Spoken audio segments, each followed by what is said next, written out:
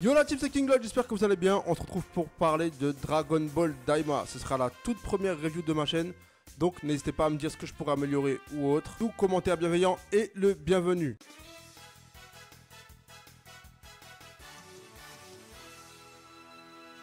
Pour faire un résumé, on commence directement avec Goma et Degesu qui observent le combat contre Majin Buu. Et ils se rendent compte que Babidi a pris le contrôle de Dabra, donc ils sont un peu tendus au début. Jusqu'à ce qu'ils voient que ce même Babidi se fait tuer par Majin Buu. Et ensuite ils voient nos héros détruire Majin Buu. Et ils se demandent comment se fait-il que de telles personnes qui ne sont pas des démons ont de tels pouvoirs. Et on apprend également que les personnes aux oreilles arrondies ne sont pas issues de démons. Donc celles qui ont les oreilles en pointe, comme Piccolo et autres, sont issues de démons. Mais ça, nous y reviendrons plus tard. On apprend également que Degesu est le frère de Kaioshin, ce qui est cool car on ne savait rien sur les Kaioshin, à part qu'ils étaient issus d'un arbre, et selon la couleur du fruit, ça donnait un Kaioshin ou un Kaio, mais ça remonte à loin. Donc n'hésitez pas à me dire dans les commentaires si je me trompe ou non. Et en parlant de la famille de Kaioshin, on apprend aussi que le docteur Harinsu est la sœur de Degesu, donc potentiellement de Kaioshin, enfin logiquement même de Kaioshin. Et ce même docteur Harinsu avait un accord avec Dabra qui finançait ses travaux. Chose que Goma n'a pas l'air très chaud. Et du coup ça donne une scène plutôt marrante avec Dr Harinsu qui commence à faire peur à Goma en lui disant que la Z-Team pourrait potentiellement attaquer le monde des démons. Et c'est donc à ce moment là que Goma décide donc de s'accaparer les Dragon Ball de la Terre, car celles du monde des démons, oui parce qu'on apprend qu'il y a des Dragon Ball dans le monde des démons, mais elles sont trop difficiles d'accès à cause des Tamagami, mais on y reviendra ça aussi plus tard. Du coup, il décide d'aller sur Terre pour prendre Dragon Ball et rajeunir nos héros. Et on comprend mieux comment s'amener, pourquoi il y a eu tout ça. J'étais pas trop chaud, mais là je comprends mieux le contexte. Donc ça passe bien mieux pour ma part en tout cas. Ensuite ils disent qu'ils vont chercher un ancien Namek qui est un peu sénile. Et ce fameux Namek a créé les Dragon Ball. Et qui sont d'ailleurs au nombre de 3 et qui sont gigantesques. Et on voit aussi d'ailleurs les Tamagami. Tamagami que nous avions déjà vu dans les trailers. On en voit un qui affronte Son Goku Mini. Donc je pense qu'il va y avoir un combat. Bon bah c'est sûr vu qu'on dans les trailers on les voit qui s'affrontent. Donc c'est plutôt logique qu'il y aura un combat. Mais apparemment ils sont très puissants d'après Goma. Donc ça va être intéressant à voir. Mais bon là je m'égare encore une fois. Vous avez l'habitude maintenant. On revient donc à Neva qui est le Namek. Et on apprend qu'il a lui-même créé le Dragon Ball qui sont au nombre de 3 comme je le disais. Et il a aussi créé les Tamagami qui sont super puissants. Donc j'imagine même pas le pouvoir qu'il devait avoir lorsqu'il était jeune. Et apparemment Goma lui promet de le rajeunir de 1000 ans. Potentiellement avec les Dragon Ball je pense. Ce sera sûrement le troisième vœu. Vu qu'avec le deuxième il compte récupérer l'Oculus Terrien qui octroie des pouvoirs incroyables à celui qui le met sur le front. Apparemment, il a été perdu lors du règne du père de Dabra qui s'appelle Abra. Donc il y a quand même pas mal d'informations sur cette première partie d'épisode de Dragon Ball Daima. Et je trouve ça plutôt cool. Une fois arrivé sur Terre, on apprend que les Namek sont issus des démons. Et ça explique pas mal de choses concernant Piccolo Daimao par exemple. Et ses enfants, lorsqu'ils pondaient, ils avaient pas du tout des têtes de Namek. Mis à part Piccolo qu'on connaît aujourd'hui, le reste, que ce soit Tambourine, Cymbale et autres, ils avaient pas du tout une tête de Namek. C'était vraiment des purs démons. Donc on comprend mieux le lien aujourd'hui avec le royaume des démons. Et ça c'est plutôt cool. J'ai bien aimé apprendre ce genre d'informations. Autre détail intéressant, pour aller dans le monde extérieur, pour les démons, il faut entrer dans la bouche d'un poisson géant, il faut donner le code pour passer, et là tu choisis à l'intérieur où est-ce que tu veux aller. Et chose intéressante, il parle de plusieurs univers, donc les démons peuvent potentiellement aller dans plusieurs univers. Parce qu'on apprend qu'il y a aussi 3 mondes des démons. Donc ça c'est assez intéressant. Et eux ils choisissent l'univers 7 forcément. Là où il y a eu Dabra et Babidi et Majin Buu. Du coup ils vont là-bas et ils apprennent que Dr Harinsu est déjà allé là-bas. Pour quelle raison on ne sait pas. On va sûrement en apprendre plus au fil des épisodes. Mais c'était intéressant car ce personnage a l'air assez mystérieux. Moi-même il m'a intrigué. Donc j'ai hâte d'en savoir plus sur elle. Ensuite on arrive enfin sur Terre. On voit nos héros qui fêtent l'anniversaire de Trunks. D'ailleurs, session marrante, et c'est ça aussi que j'ai bien aimé, l'humour de Dragon Ball Daima, il est pas lourdin comme ce fut le cas dans Dragon Ball Super. Là, il est vraiment bien géré, on voit Goku qui taquine Vegeta sur la taille, Krillin aussi, alors que lui, il est vraiment mal placé. Et il y a Goku qui explique que les Saiyans ont une poussée de croissance à partir de leurs 15 ans. Mais il dit aussi que Vegeta n'a pas beaucoup grandi.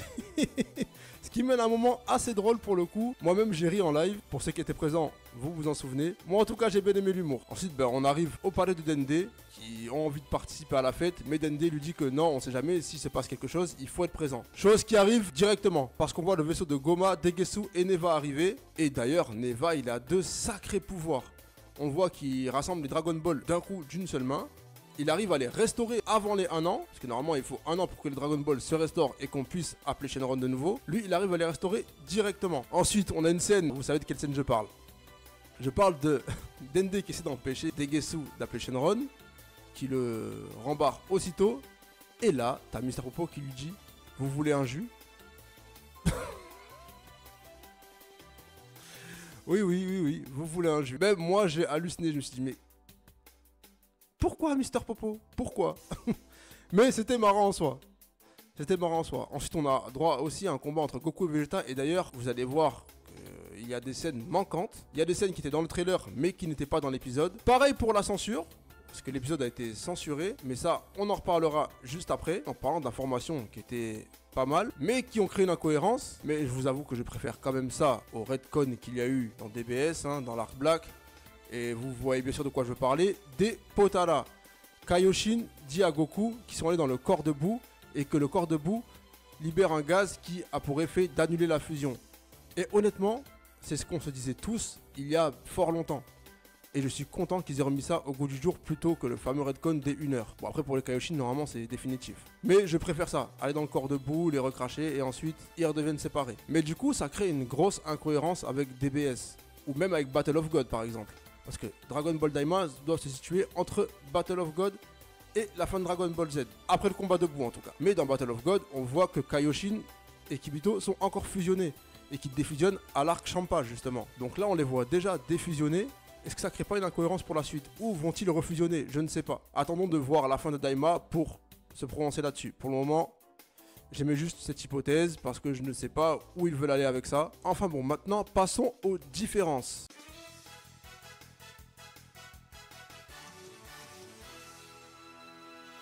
Pour ce qui est de différence entre le trailer et l'épisode 1 de Dragon Ball Daima, j'en ai pas repéré beaucoup, j'en ai vu juste 2. C'est la scène manquante du combat entre Goku et Vegeta que je vais vous afficher à l'écran. Et aussi la censure qui est présente. Car dans le trailer, on voit Goku qui a une égratignure au niveau du nez et Vegeta qui saigne au niveau du front. Et là, ça a totalement disparu. Que ce soit la scène de combat, enfin, la micro-scène de combat qu'on voyait, et les égratignures pour Goku et le sang de Vegeta. Et je trouve ça dommage car on était très content de voir qu'il n'y avait pas de censure, qu'il y avait enfin du sang, parce que dans Dragon Ball Super, ils s'envoyaient des coups, mais vraiment d'une puissance étonnante, mais les personnages n'avaient vraiment aucun dégât. Et ça me perturbait énormément. Donc j'espère qu'ils ne vont pas refaire la même erreur sur Dragon Ball Daima. S'il vous plaît, arrêtez avec votre censure. Maintenant, on va passer au positif et au négatif, c'est-à-dire ce qui m'a un peu gêné et ce que j'ai adoré.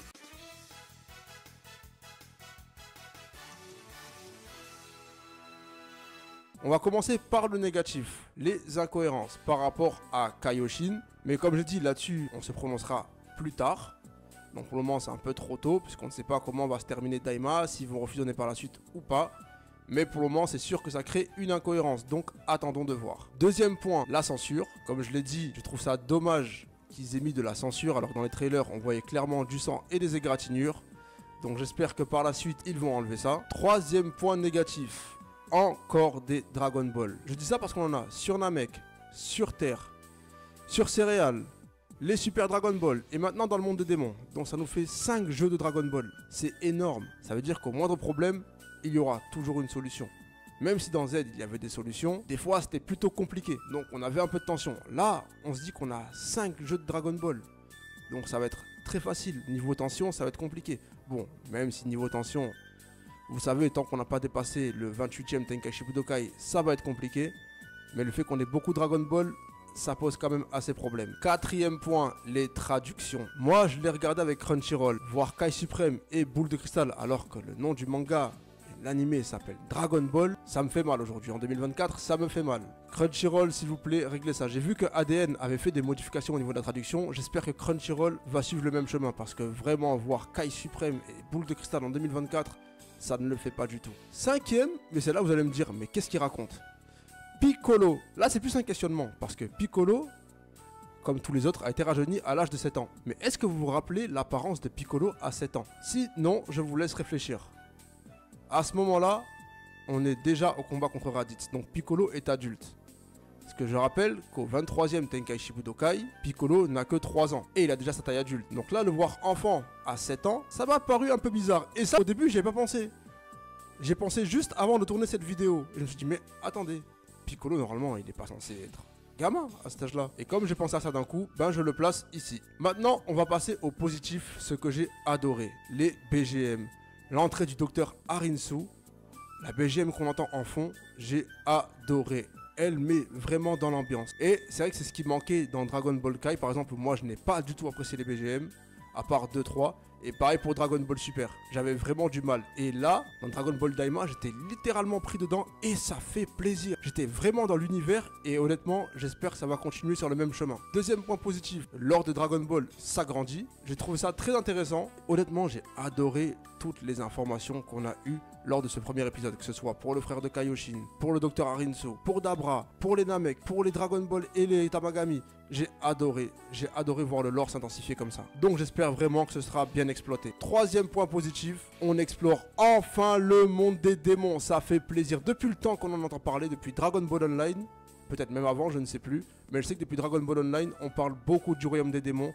Et j'avais tellement hâte d'explorer cette partie un jour. Donc de voir que Daima se concentre sur ça, ça me fait extrêmement plaisir. Donc j'espère juste qu'ils ne vont pas tout foirer, s'il vous plaît. J'attends vraiment de voir la suite et j'espère qu'elle sera bien adaptée. Quatrième point positif, et là c'est vraiment un point énormément fort, chose qui pêchait vraiment dans Dragon Ball Super, ce sont les dessins. Les dessins, je ne sais pas si vous avez vu, oui je pense que si vous avez vu, si vous regardez cette review, c'est que vous avez vu l'épisode. Mais c'était magnifique, que ce soit les flashbacks ou même ensuite quand on passe dans le présent. Tout était beau. Les flashbacks qui adaptaient parfaitement les cases du manga. Waouh! J'étais pas prêt. J'avais vu quelques images par-ci par-là sur les trailers, mais là c'était une autre histoire. J'ai vraiment adoré ce que j'ai vu. Pareil pour l'animation, le combat entre Goku, Vegeta ou même dans les flashbacks, j'ai trouvé ça hallucinant et j'espère que ça va continuer comme ça pour le reste de la série. Vraiment, si ça continue comme ça, on va avoir enfin le Dragon Ball qu'on mérite et franchement j'ai hâte.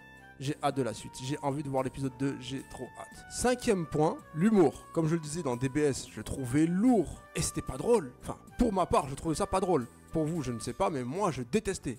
L'humour dans DBS, je détestais.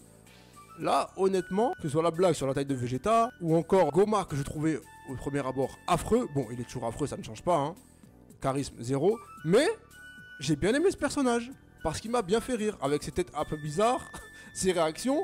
Honnêtement, l'humour était bien géré. Et même moi, je me suis pris d'affection pour le personnage de Goma, alors que de base, quand je l'ai vu, j'étais médisant, mais d'une puissance. Alors que là, vraiment, j'ai adoré. Donc niveau humour, c'est très bien géré pour l'instant. J'espère que par la suite, ce sera toujours le cas et que ça va pas tomber dans le lourdingue comme c'était le cas dans Dragon Ball Super. Ne faites pas ça, s'il vous plaît. Ne faites pas ça.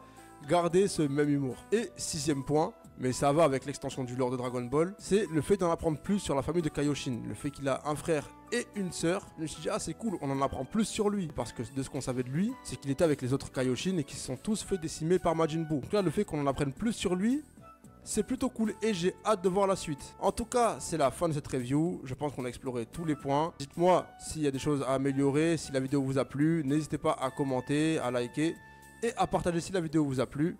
Et moi, je vous retrouve la semaine prochaine pour l'épisode 2. Et j'ai hâte, mais vraiment hâte d'être à l'épisode 2. J'ai hâte de voir ce qu'il va se passer, comment ça va se passer et les combats, comment ils vont être. J'ai vraiment hâte. Je me retrouve comme autrefois quand j'étais gamin, que je voulais voir la suite de Dragon Ball Z. Décidément, entre Dragon Ball Sparking Zero et Dragon Ball Daima, la licence me fait littéralement retomber en enfance et ça fait plaisir. Bon, sur ce, moi je vous laisse et je vous dis à la prochaine. Matane!